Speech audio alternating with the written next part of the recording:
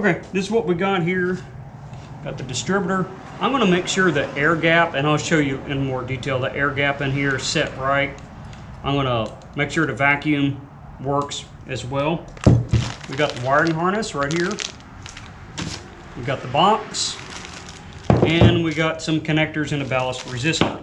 So after I check the gap on there, I'll get this broken out. I know where the distributor goes, so I can lay this wire out and figure out where I want to mount the box. Yeah, there's a standard place to mount it, but I may or may not mount it there because I've done some other wiring on there, right? So that'll be the system I'll do. It comes with a cap too, and that's the brass contacts, right? So that's a pretty nice cap as well. I got this from Mancini Racing. It's about $170 for this whole kit, which is, this is actually a good advanced curve distributor and an adjustable vacuum as well. So that gives plenty of adjustments on what I'm doing for this. Probably won't really do any adjustment on there unless I have to for idle, but I don't think I'll need to be doing that. I think this good hot fire should fix my run rich at idle and get that power boosted up there. Okay, I'm going to get the engine in time, basically bring it up to, you know, like 10, 12, 15 degrees before top dead center before I start messing with the distributor, so that when I put the other distributor in, I know exactly where it's going to be at and firing in time. Because it might not be the same, like the casting spot and all that might not be exactly the same between the distributors. And then I'll need to run my wiring around and see where I can mount my box, and then run a ground from the box over here to my little chassis ground here, which goes to my cable, right? That's one of the tricks I learned with these boxes, the factory boxes. Make sure you run an extra ground on it, because if they don't ground good, they don't work. Okay, got the Protronics one, or not Protronics, the Speedmaster one out. It's a 2-wire hookup, hot wire, ground wire. Actually, this goes directly to the coil, and then it has to ground through its module, which on this one's in the side, and through the distributor and all that good stuff, right? So that's how they do theirs. I don't know how you'd set the gap on that. I mean, overall, it looks like a good piece. I just don't like the design. This one has your stock component in here, the little reluctor or pickup coil or whatever you want to call it. I think that's reluctor, that's pickup coil. You can get all these parts at the parts store. Still a rock solid piece. Looks pretty good right here. So I'm going to check the gap on that and get it dropped in. Okay, let's get this checked. Now, it's a maximum of 8 thousandths air gap, and you need to use a brass feeler gauge. So I'm going to come over here to the 6. I don't know if I got a 7 in there. Probably goes up in 2,000 increments. Yep. Get them all out here. Okay, see, we got a... Well, that's a thick one. Having trouble with the light reflecting off of them. So I'm going to do a 6. And the air gap is checked in between our pickup little piece right here and that reluctor. So we'll see if we can get you up close. So the gap, oh, there you can see it right there. So basically the 6 should go, and I'm going to spin it around. Kind of hard to do. This is right where I need to put my hand. So if I take the rotor out, you can see this better. So I've already checked it with the 6. The 6 goes. The 10, I'm checking now. Uh-oh, we got a loose one there. Because that 10 is trying to go in. Won't go. See, you'll have one of these blades that's going to be the longest, and one of them is going to be the shortest. And I think I found the shortest one. So I'm going to set my gap up on the shortest one. All right, all better. Now note, whenever you go to tighten this little screw down right here, that Phillips head screw, this can move on you, so you got to go back and double check it again right there. So we're a little bit on the tight side, but it doesn't have a minimum gap as long as it don't crash.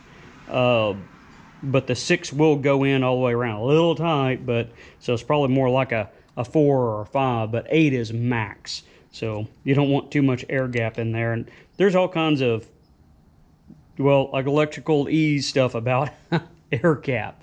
Don't know anything about that really, so I'm not going to get into it. So now this distributor is ready to drop in, so let me get it in. Okay, so if we look at our rotor, it's pointing that direction, and it was pointing like that direction, right? So what happens is it needs to clock over a couple teeth, and it's not a gear on the bottom of that distributor. It's just a flat, so I'm either 180 in or 180 out. So I'm going to clock that over because it's not on number 1 firing, it's on number 1 exhaust stroke, number 6 firing, so I just got to make sure of that. Now, you may wonder, well, it's at 0, top dead center. Well, it's a 4-stroke engine. It goes around 2 times, right? So, you know, just look up how a 4-stroke works, and you'll see that there's some pretty good charts on there. So anyways, I need to be pointing more like this direction right here. Okay, so that rotor, get you a little closer, come, get out there. See where the rotor is now. When that comes around 180 degrees, it'll be pointing towards my number 1. Let's get a different angle. See how that's pointing towards firewall? When that's 180, it'll be pointing towards number 1. Okay, old distributor's out, and cap. Notice this is the male cap, female cap right there. And same on the distributor, and I'm running this MSD piece here to adapt it, and I'm just not too happy with that. I don't know if that was part of my issue there.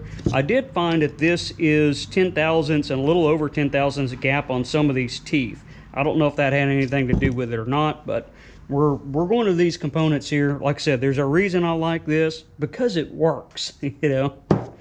So I need to get my plug wires changed out, get this cap on, get all that done right there and hooked up, and then we'll be looking at the wiring harness and start the wiring process. All right, coil, distributor, too short a spark plug wire. Yeah, I'm going to have to clean all this up too. But let's just run over it right quick. So this is the start and run hot right there. So normally that'd go over to, you know, Mopar, the ignition system, and all kinds of other stuff. So I don't need that out my distributor. So I'm going to have to rethink that whole idea there. This is the ground from the coil, so that'll have to go into the ignition box. Notice how it's nice and thick. How it should be. So I'll have to relocate the coil, because if I make a coil wire, every time I do spark plugs, or spark plug wires, I'm going to have to remount the coil wire. So just to recap, here is my little switch right here. This gets power directly from the battery, of course, you know, fused, and goes over here to the coil on its positive side right there, right?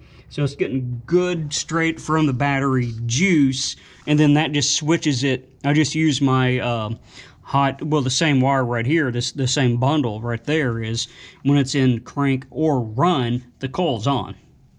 And then, of course, the ignition box switches that on and off. So, yeah, got a little bit of wiring to do. I really need to relocate the coil. I don't like putting them on the engine, just right up on the engine. I don't like it. I'd rather them be away from there, and that's a heat thing right there. So, but it's kind of later today, and it's a work day, so I think I'm going to go in and get something to eat and think about that. I know basically any wire set I get is going to, this is my link. This is going to be my limiting factor right there, where I can put the coil. Okay, now to go over how I wired that up. Now that I've done my short, I got me a new cell phone. I got the Motorola 5G Power, and I'm trying to use it to do shorts because it'll be, you know, the correct direction instead of taking a video like this and then having to crop it down, right? So I'm trying that out. I think that may work. So it'll be a little bit different than what you see here when it comes to the short for this video. So you can see I got some wires out, but the wires that are out are just the ignition system. I'm going to bundle that up. Everything else is tidied up. So mine's a little different than what you might see from factory, but that is a factory mounting location there. And then the ballast resistor could go over there, or you could find it over on the firewall over there with a ballast resistor somewhere. So on this, speaking of ballast resistor, I got BAL right there that comes around and hooks directly to the coil over there for a full 12 volts in crank only, right? Directly from the battery. Because that ballast resistor is going to take 12 volts and cut it down to 8 volts. And if you're cranking, you get less than 12 volts, and then you just really don't start easy, right? So that's part one. The other part is you see the yellow wire right here. This is straight from battery, which my battery power in has a fuse on it. I don't know if it's that one or the other one, but anyways, it has a fuse on it, and then that's powering various other things in there. So that goes straight to, would go straight to the coil, but I go to a little switch right there. And whenever I do run and crank, that switch turns on and provides power directly from the battery to the coil. And you notice that's a nice 14 gauge wire versus what the factory usually runs is, well, not 14 gauge wire. They run something dinky. Like here's the ground wire that come with this kit. It's an 18 gauge wire right here. This is the ground side of the coil. Yeah, I don't like that, but it'll work. There's nothing wrong with this system, but I'm going to upgrade eventually, one day when I get rich, right? But I've wired this in so it works pretty good. Oh, the box. So the box has your ground for the coil, your 2 wires that go to the distributor, and it just terminates on a connector over there. And you got your keyed hot, which is always hot with a key on, whether it be crank or start. And we don't use the green wire, and that's it. That's all you got to wire. The rest of this is like, okay, so I took the big one for the ballast resistor and ran it over there. I had that nice 14 gauge green one. I didn't have, other stuff. Oh, so if we look down in there, so that is the connector going to the distributor, just connects right in and you're done. So this is a nice little kit, especially for $20 more. Buy the distributor and $20 you get this whole wiring harness. It's, wow, it gets you up and going for $20. You're not going to buy an MSD box for $20, and if you do, yeah, that's going to be sketchy. Maybe if a buddy gave you one or something, but yeah, that'd have to be a really, really good buddy deal. Ballast resistor, I'm using a different one. That is the one for that MSD coil. It is the MSD one that has a certain ohms in there. I forgot what it was. Over this one here, this is a 1.25 ohm, which is this will work for either one, but that distributor can run a little bit less ohms on there, give a little bit more punch to it as well. And I already had that on hand, so otherwise this right here would work fine. All right, one other thing. Other than I actually need to put these spark plug wires on. They're just kind of, loosely on right now just for mock-up purposes. Which is a very good point here is all these wires, before I clean all this stuff up and put it in convoluted tubing and zip tie it down, I'm going to make sure it works.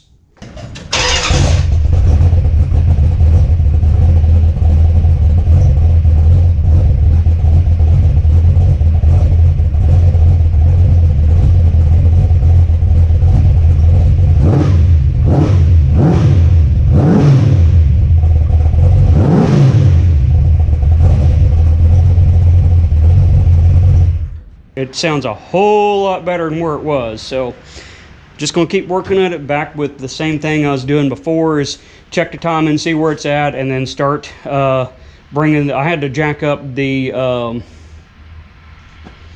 idle speed, and I brought the air bleeds out a little bit more to see if they do anything. Now that it's idling, I can play with the air bleeds a little more, but I want to see where my timing's at.